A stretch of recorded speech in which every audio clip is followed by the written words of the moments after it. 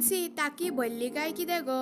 ना गो, कित्याक? कित्याक उदीक सगळे भायर पावले म्हणून. आगो तूं कशें आसा? हांव बरें आसा, तूं कशी आसा? हांव बरें आसा. म्हाका एक सांग, तुज्या घरान उदक चड जाला काय कितें? ना गो, कित्याक? ना तूं अशें सगळें उदक भायर गेलें म्हणून.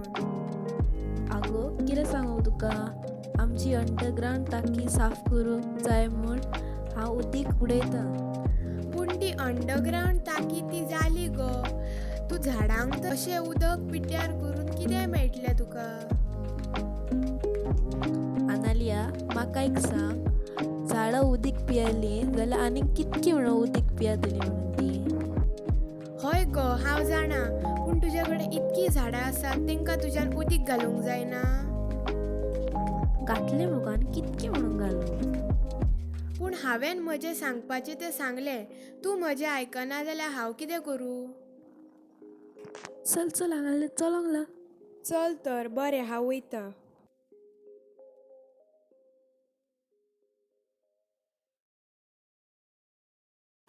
क्विन्सी कितें जालें गो? इतकें दुखीशें बसला. आगो आनालिया, कितें सांगू तुका? आमच्या घरान पिवपाक उदकच ना.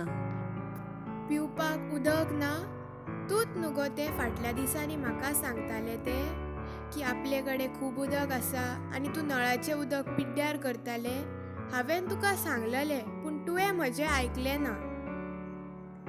खऱ्यांनीच आनालिया, हांवें तुजें आयकलें ना. म्हाका बोगोस. पूण कांय दिसा फाटीं हांवें तुका सांगलेलें पूण तुवें म्हजें आयकलें ना. आतां तुकाच तुज्या करण्याचो पश्चाताप जाता. अशें जाल्यार दुसऱ्यांनी म्हाजी चूक ना करची म्हूण आमी दुसऱ्यांकूय सांगूंक वचया. तशें जाल्यार आमी आमच्या वाड्यांतल्या थोड्या घरांनी सांगया. तशें करचें आमी? हय तर. चल या तर.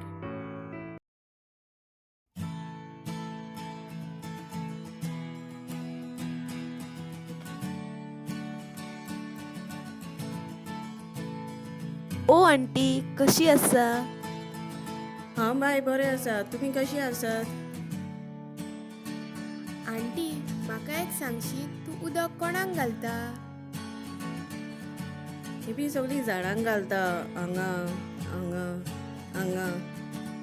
आंटी, तूं खबर आसा उदक आमकां कितकें म्हत्वाचें तें? एक एक थेंब आमकां गरजेचो.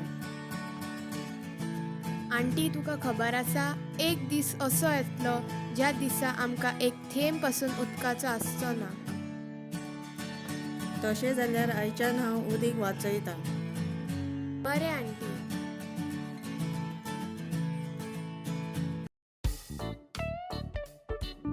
आई आई उदक येयलें दिसता. आई, कशी आसा तूं? हांव बरें आसा. आई आयज आमी तुमकां उदकाचो म्हत्व सांगपाक येयल्या. आई तुका खबर आसा उदक आमकां कितकें म्हत्वाचें तें? एक एक थेंब आमकां गरजेचो. एक दीस असो येतलो ज्या दिसा आमकां एक थेंब पासून उदकाचो आसचो ना. अशें उदक नळाचें वारयल्ल्या परस ताच्या पोंदाक एक बाल्टी दवरून तेंच आमी फुडाराक वापरचें आनी अशे तरेन आमी कितलेशेच उदक वाचोवंक शकता. तुमी उदकाचो म्हत्व